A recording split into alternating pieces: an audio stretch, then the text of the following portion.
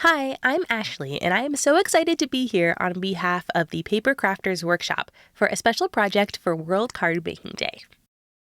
At the Papercrafters Workshop, we believe that a handmade card is just like a paper hug, and today is the perfect day to send one to a special someone. So thank you to all of our card makers for being here today, because this day is for you. So today at the Papercrafters Workshop here on the YouTube channel, we have 5 exciting videos premiering throughout the day, and they're going to provide tons of inspiration for your card making today. In terms of supplies, you can get all of the supplies that I'm showing today in this video at the Papercrafters Workshop. If you're watching this video, you probably know that the store is located in Stouffville, Ontario, Canada, just north of Toronto, but they do ship across North America, and of course you can check them out at the link in the description below. Plus, and I will talk about this more later, but the Papercrafters Workshop is offering a special coupon code for everyone watching this video today. You can enter the code PAPERHUG24 in the coupon field before you check out, and you're going to save 15% on your purchase with some exclusions. And the coupon expires Monday, October 7th, which is super exciting. So go shopping, get those savings. And again, I'll just chat a little bit more about that at the end of the video, so stick around. So thank you so much for being here and watching, and for joining us for World Cardmaking Day. And make sure that you check out all 5 of the videos that are premiering today on the channel. So for this video, I'm going to be featuring one of the newest stamp sets from Lawn Fawn called Cheesy Christmas. And at Papercrafters Workshop, of course, we love Lawn Fawn. It was actually one of the first major stamping brands that was brought into the store, and everyone continues to be a fanatic, a Lawn Fawn fanatic. If you didn't know, Papercrafters Workshop actually hosts pajama parties on Facebook the night before every major release, and I always join them. They are so fun.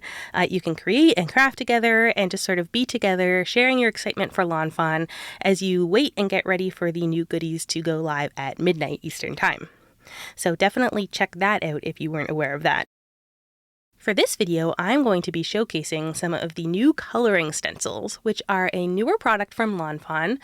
They've been making them for the past release or 2 for various stamp sets, and essentially they're just a different way of coloring those cute little Lawn Fawn images that we all love.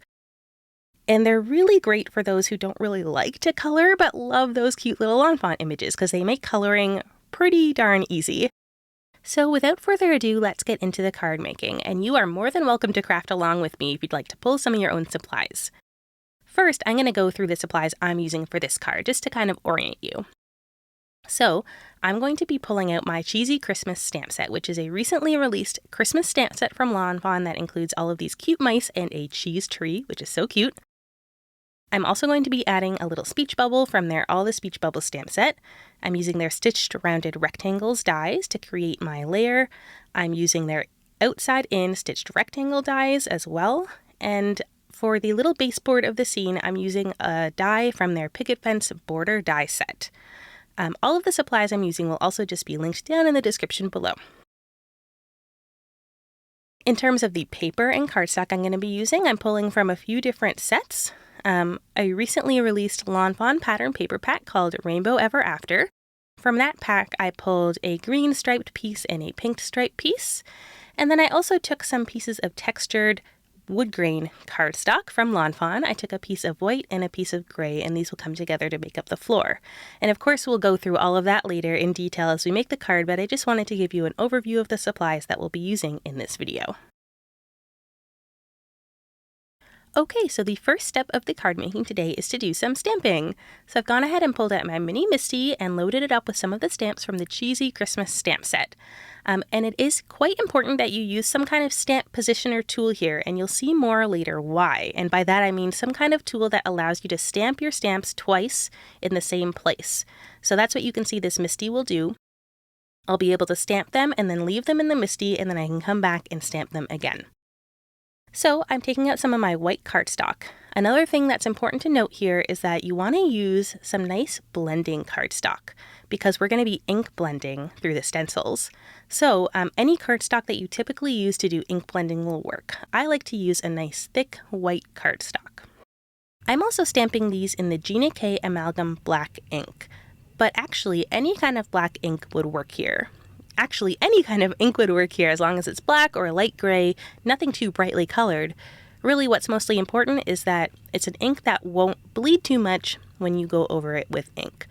So really, you just want an ink that's compatible with ink blending and something that won't smear.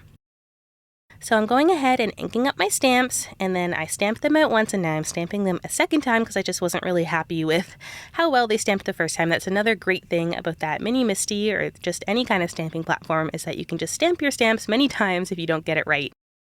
In fact, I'm realizing I did not get enough ink on that little boombox, so I'm going back in and just stamping that piece again, and there we go. All of my images are nice and stamped and ready to be colored. Now, as I alluded to before, you want to leave your stamps in the stamp platform, even when you're totally done your stamping. And the reason for that will become apparent later. Essentially, we are going to be stamping them again once we're done the ink blending. Now, you also want to dry your ink pretty well. So I'm shaking my paper here to give it a nice dry. You could also leave your paper for a little bit to let it really air dry, because the main thing is that you don't want your ink to smear. So once I'm happy that that ink is nice and dry and won't smear when I do my ink blending, I'm going to take my panel out of my Mini Misti and put it aside, and I can get started on that stenciling and ink blending. I'm going to show you a few tools that I found really help with this process. So the first one is this sticky mat, and I'm using the sticky mat to keep my images in place as well as the stencils in place, and you'll see that come into play. Now here are the coloring stencils for this set. It comes in a set of 3, and they are numbered in the top right corner, 1, 2, and 3, so you know which is which. Every set of coloring stencils from Lawn Fawn for their different stamp sets might not always come in a set of 3. It really depends on how much space they need to make the stencils for all of the images in that set. So you might see 2, or you might see 3, you might see 1, but this set comes with a set of 3. You're also going to pull out your ink blending tools. Now, these ones I have are just really old ones from my stash, but Papercrafter's workshop carries blending brushes just like this. You can really use any kind of blending brushes that you typically use to blend ink. Just try to keep them on the smaller side, because some of these images are quite small and you'll want that for the detail. I also pulled out my inks, so I'm going to use Distress Oxides for today, a paper towel for wiping some ink off my brushes, and then I'm pulling out a microfiber cloth and a water bottle, and this is just going to be for cleanup, which you'll see later at the end. So now we're going to get into the stenciling. So the way that these stencils work is that there are different openings for each part of every image, and all you have to do is just find the opening that corresponds to the part of the image that you want to color and line it up with that part of the image, and then add your ink. It really is that simple. So I'm going to start by stenciling this cute little mouse holding his little cheese. I'm going to find the stencil that has that particular image on it and the opening that's his body. Then I'm going to line up the stencil with the image, carefully hold it in place with my fingers, and just lightly put the ink through the stencil. I'm using some nice circular motions and just dabbing the ink on, like I said, very lightly, just using a light hand. And what I'm trying to do is make a bit of an ombre effect, just with that one ink color. So I'm applying it with a bit of a heavier hand towards the bottom. And that way you get a bit of a lighter gray color at the top of the mouse and a darker gray color at the bottom of the mouse. And it just adds a little bit of shading, really without any work whatsoever. You don't need to use 2 colors. You can just make the ink a little heavier towards the bottom. Now there's another opening for his little belly, so I'm coming back in and just adding a tiny amount of that gray ink just to give it a little bit of shading. Now, you'll notice that on each stencil, there's like different little openings for all the images. So some of the images have 6 sort of areas of the stencil, and each of them is just a different little opening for a different part of that image. So I used one of the openings for that mouse's body and another opening for the belly. Now I'm going to go to the next mouse, and I'm going to color that one in with a light brown ink called tea dye. I'm going over to my other stencil that has the openings for that mouse. I'm finding the one that matches his body, and I'm laying it over him and lining it up. I can do the same thing here again now, where I'm holding that stencil down with my hands and just lightly applying the ink in circular motions with my blending brushes until I get nice coverage. Similarly to the last mouse, I'm applying a little bit more ink towards the bottom. I'm just using a bit of a heavier hand, and that gives a really nice shading effect where it's kind of more shadowed and darker towards the bottom of the mouse, and lighter with that kind of light hitting the top of the mouse. Now you might be wondering, why did I move on to the next mouse? I wasn't done the first one yet. I didn't do his hat. I didn't do his cheese. Well, another tip that I have for you is to kind of go by color. So what I like to do is I'll go with the gray, and then I'll do the brown, and then I'll come back to the red and I'll do both of their hats together. And you'll see that in a moment. So there I just colored in that little brown mouse's belly, again with just a lighter shade of that brown. Now I'm going to pull out my pink ink. So for this I'm using Spun Sugar Distress Oxide ink, which is a really nice light pink. And now I'm going to color in the little ears and noses of both the mice. And this is kind of what I was mentioning before. It's good to kind of take your color and just find all the areas of your images that you want to color with that color and do them all at once. So I'm starting with the little ears and nose of that first gray mouse, and then I'm going to go over to the ears and nose of the little brown mouse. I'll pull over my other stencil and find the openings that align to those pink sections on that mouse. And again, I can line it up and just apply a little bit of that pink ink. That pink ink will go right into the opening for the ear and the nose of that mouse. So now I've got both of those mice colored with their bodies, their ears, and their noses. Now I want to keep going with my pink ink because I know I'm not done with it yet. So I'm going to take it down and start coloring in some of the presents with the same pink ink. So again, this is just a tip that I have for using these coloring stencils, is just to use one ink color at a time, and this just saves you time switching ink pads, switching brushes. You can just go through all your images and color in all the sections of pink that you want from all the images at once. So I found the little opening for those present ribbons, and I'm coloring them in with that pink ink, again just kind of applying light circular taps with that blending brush. Now you might notice that some of those openings on the stencil are quite close to the edge of the stencil. I'm just kind of being very careful with my motions not to go over the edge. So I advise that you do the same. If you are really worried and you want to be extra careful, you could always pull in a piece of masking tape or a post-it note and just sort of mask off those edges so you know that you're only going to be applying ink to the opening you want. But I found I didn't really have to do that. I could always just kind of be careful with where I was putting the ink, and I never had any issues with going off the edge. And this is also why it's important to use sort of smaller ink blending brushes, so that you're not tempted to kind of go and get inks in places where it's not supposed to be. Okay, so I've gone ahead and colored in that gift bag pink as well, and the last thing I want to be pink is the ribbon on this little cheese gift. So again, I found the little opening that aligns with that ribbon, coming in with my pink blending brush here and just kind of dabbing on that pink ink until I'm happy with how covered it is. So at this point, I've colored everything in pink that I want to be pink. So I can move on to my next color of ink and switch things up. So I'm going to go ahead and put that pink ink aside, and I'll come back in this time with that red ink. So this is Candied Apple Distress Oxide ink. And like I mentioned before, I'm going to color in the Santa hats on the mice red. So I'm going back to the stencil that has the openings for that first gray mouse, and I'm finding the opening that relates to the hat. I'm coming in with my red blending brush and just using those nice same circular motions to apply the ink. Again, trying to apply a little bit more towards the bottom of the hat and a little bit less towards the top so I get a natural ombre effect. I'm going to do the same thing with the hat on the second mouse. So I'm finding the opening for that one, lining it up, coming in with the ink, and dabbing it through the stencil. Another thing I'll mention is that if you look really closely, it's kind of hard to see it on the camera, but the openings on the stencils actually have etchings that show the overall outline of the whole image. So the outline of the whole mouse is there for you to use to line up every single little opening on the stencil, which is really helpful. Okay, so I'm going to pull out two colors of gray Distress Oxide ink. The lighter one is Lost Shadow and the darker one is Hickory Smoke. And I'm going to use these two colors to color in the little boom box at the bottom. So I'm finding the opening for the main section of the boom box, lining it up, and then I'm coloring over it with a light gray ink, that Lost Shadow. For this one, I decided to use a darker ink to add that ombre. So I'm coming in with a little bit of that Hickory Smoke on the same brush and just dabbing it onto the bottom of the boom box. And this creates, again, like that ombre. So you've got the darker ink at the bottom and the lighter ink at the top, which just adds a nice shading effect. The boombox also has a stencil opening for the handle, so I'm lining that up, coming in with my darker Hickory Smoke ink, dabbing it through. And then it also has a little opening for the little kind of speaker on the front of the boombox. So again, I'm lining that up, coming back in with the Hickory Smoke ink, dabbing that through the stencil to kind of make the speaker section of that boombox a little bit darker. And once that's done, that little boombox will be done.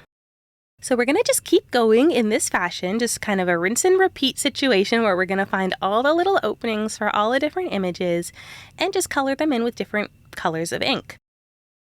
I find this very relaxing. It's definitely a different experience and a different technique than coloring them in with markers.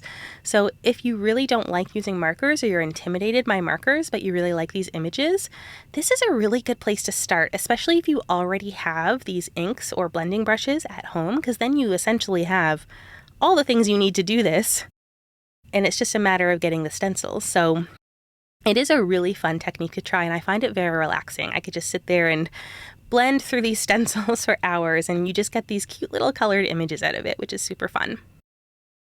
So I'm taking my Twisted Citron Distress Oxide ink, which is that bright, bright green, and I'm using it on a couple of the presents here just to finish them off.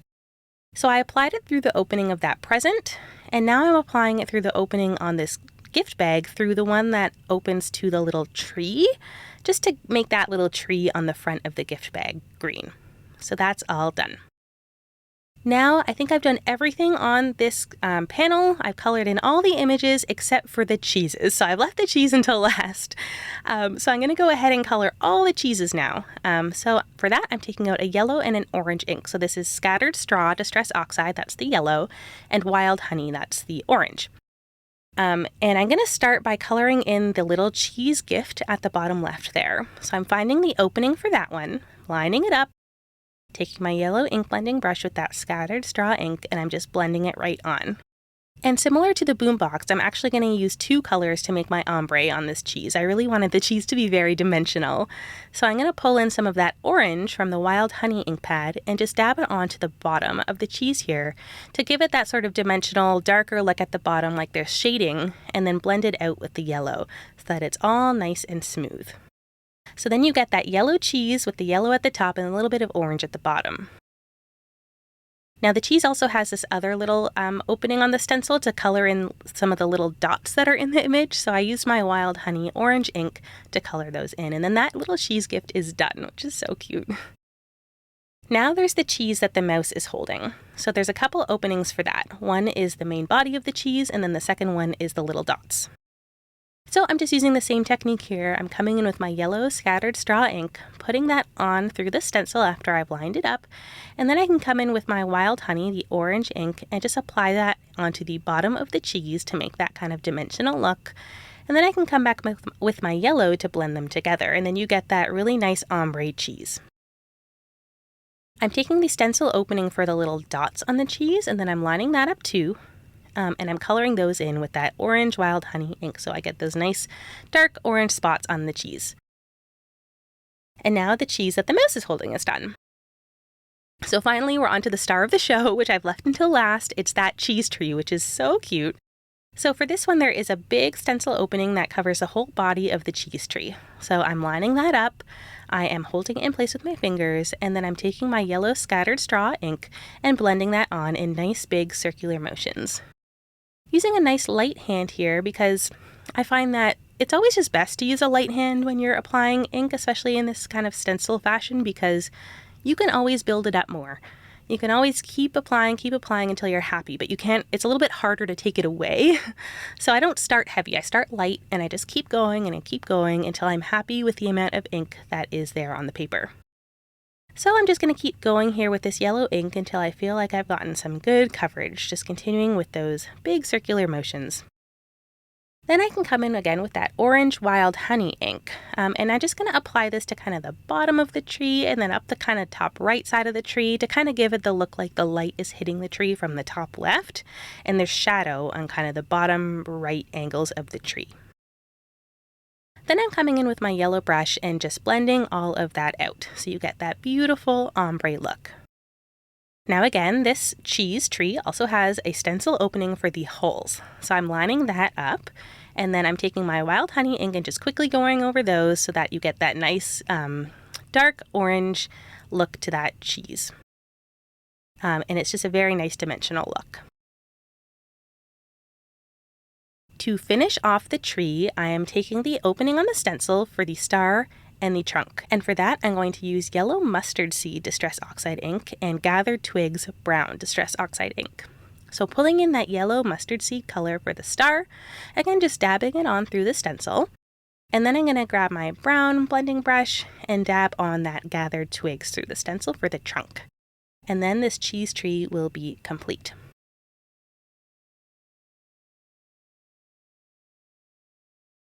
So that is it. We have completely stenciled and colored in all of these images. And you can see how quickly that came together. Once you kind of get all your supplies assembled and you've got everything ready to go, you can actually get through quite a few images fairly quickly, especially if you use that tip to go with the same color and just color in all of the different parts of the images that need that color so you're not switching between inks or brushes.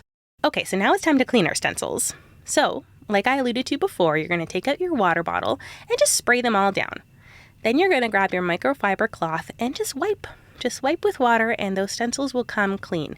You'll note that I didn't do any of this in between any of my inking. So I inked with all my colors and I didn't wash in between. I'm just washing at the end.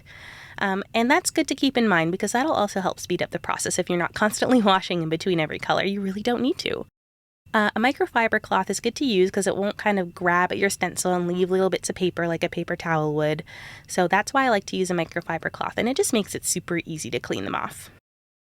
Okay, so now that we're done with the cleaning, we're going to go back and do the last final step for these images, and that is to stamp over your blended images with a dark black ink. This is going to bring them to life. When you're ink blending over these images through the stencil, you'll notice that the ink actually goes over the stamped images a little bit, kind of muting out the black ink that you stamped them with in the first place. So stamping over the images will make that black outline kind of the top layer, and it will really stand out, and it's going to look so beautiful. I'm using Versafine Black Onyx ink, which is just a really nice finishing black ink. Not the best for, alcohol ink coloring or anything like that, but it's just really good for sentiment, it's really good for detail, and it'll be perfect for this. So I inked up all of my stamps again, which are still in my stamping platform. That's why I said not to move them. And then I can stamp them onto those colored images, and look at that, they just pop. The images are so stunning after you do this. They've got that beautiful blended ink and those really, really sharp outlines, and it's just so, so pretty. Okay, so thanks to the magic of editing, I've gone ahead and cut out my images, and you can do so as well using whatever cutting methods you want, fussy cutting, dies, or anything like that. And in the meantime, I'm going to go ahead and continue on with the rest of the card. So I pulled out a standard size card base. So this is white cardstock cut to 4 1/4 by 5.5 inches. That is what we call A2. I've then used that outside in rectangle die to cut out that green stripy piece, the rounded rectangle die to cut out that pink stripy piece, as well as a little piece of the white Woodgrain cardstock, which I've cut down. And finally, I've used that picket fence border die to cut out a strip of this gray cardstock. Now, you don't have to use a die for this. You could just cut out a little strip of gray cardstock and it would be essentially the same thing. And as we go through and actually assemble each of these pieces together, I will make sure to tell you the dimensions of everything, so don't worry. Okay, so in terms of assembly, I like to just use a little piece of removable tape to stick my card base together, and this just helps keep it nice and flat. Next, I'm taking that piece of green stripy cardstock, and like I said, I use the largest of the outside-in stitched rectangle dies from Lawn Fawn. This cuts a rectangle down to 4 inches by 5 1/4 inches. So when we put that on the 4 1/4 by 5.5 inch card base, you'll see it leaves a nice little 1/8 of an inch white border around it, which I think is just a really nice finishing touch. And again, you don't need a die to cut this piece out. You could just cut it with your trimmer, but I like that the die gives it a really nice stitch detail along the edge. So I put some liquid glue on the back of that piece, and now I'm just sticking it down to my card base. Really nice, making sure it gets nice and stuck everywhere. And again, you'll see that it leaves that really nice little white border around the edge. I'm going to put that aside, and now I'm going to work on the actual scene. And first I'm going to assemble this sort of floor piece onto the rectangle. So I'm going to add some liquid glue behind that and stick it down. This rectangle is just a little bit smaller than the green one, so it actually cuts to 3 3/4 inches by 5 inches with those rounded corners, as you can see. And this die also leaves a little stitching detail along the edge. Again, you don't need a die for this. You could just cut down a rectangle to those same dimensions and then use a corner punch to round the corners if you wanted to. I really like the little extra detail the rounded corners give. So now that I've got that floor stuck down to the bottom, I'm going to put a strip of glue just on top, and that's where I'm going to stick down that gray strip of cardstock. Again, you don't need to use a die to cut out that gray strip. You can just cut it out, but the die does give a nice little stitching detail as well. So I'm just sticking down that gray strip right on top of the white, or right above the white, and you can see there's a little bit of excess, so I can just come in with my scissors and cut it off. Now, in terms of how tall that floor is, I believe it's about 1.5 inches tall, but that really doesn't need to be anything specific. You can just make it as tall as you need to for your scene.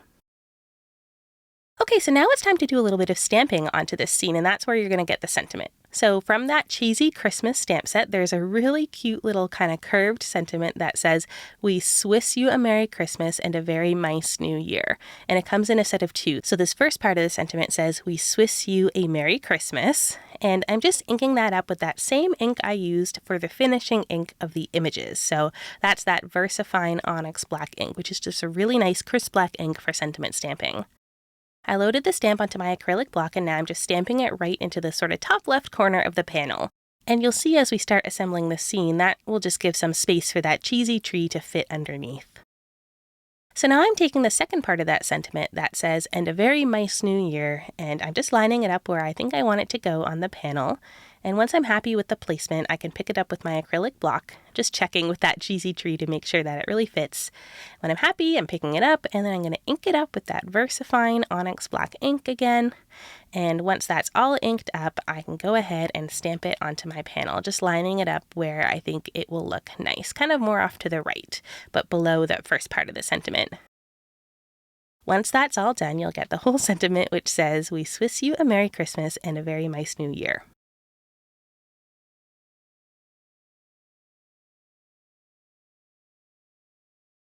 So the next step is then to do a little bit more stamping. I'm not quite done with the stamping. I want to stamp some music notes up the side of the panel, kind of coming from that little boombox image.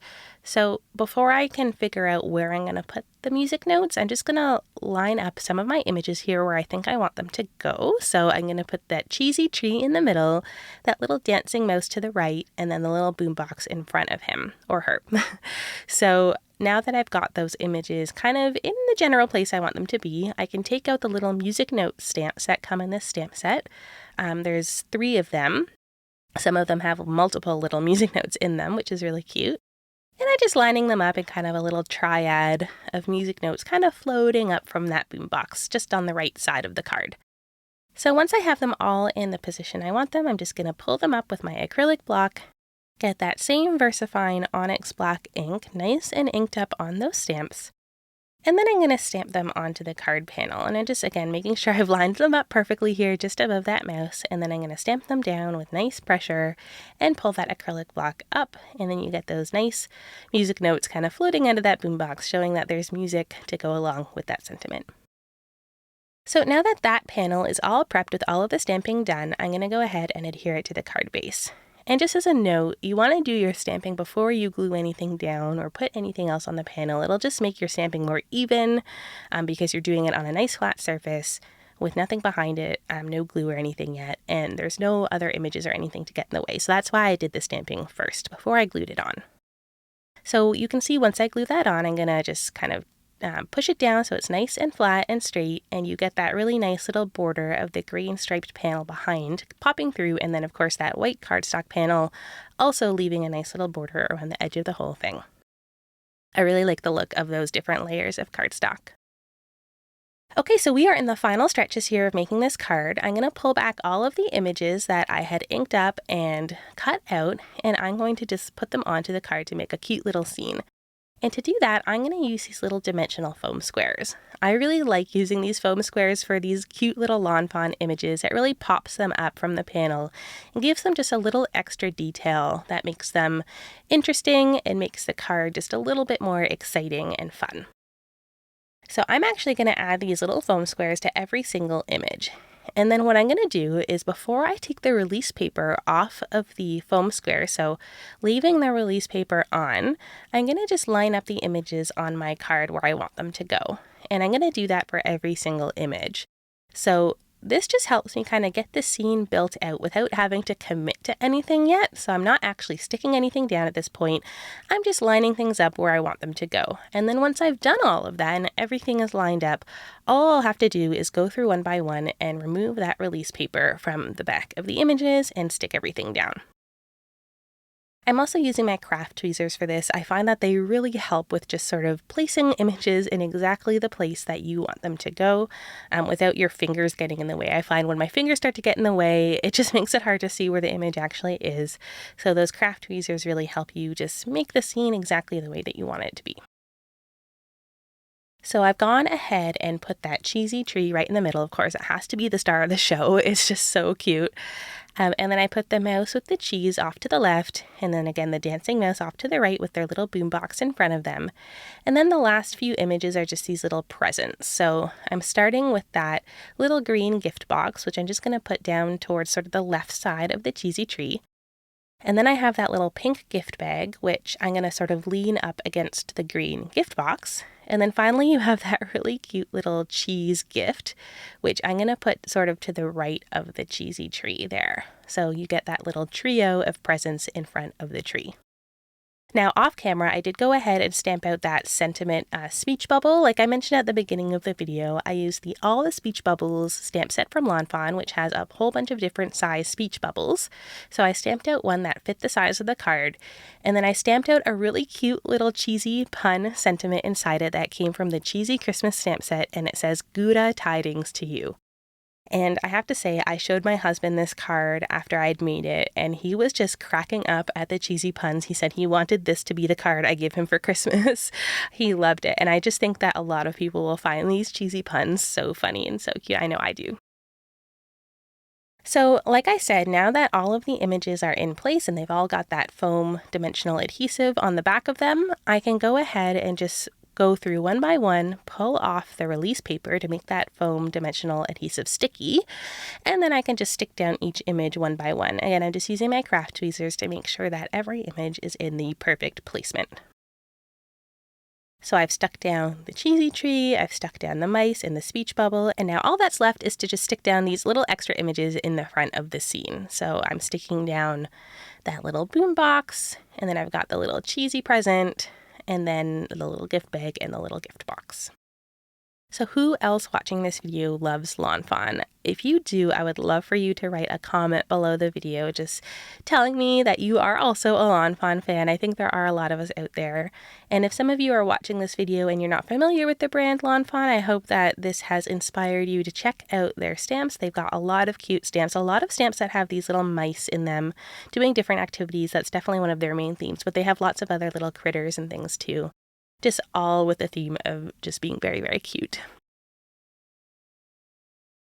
So the card is almost done. We just have one more little detail to add, and that is some sparkle. And I really just wanted to add some sparkle to that star at the top of the cheese tree.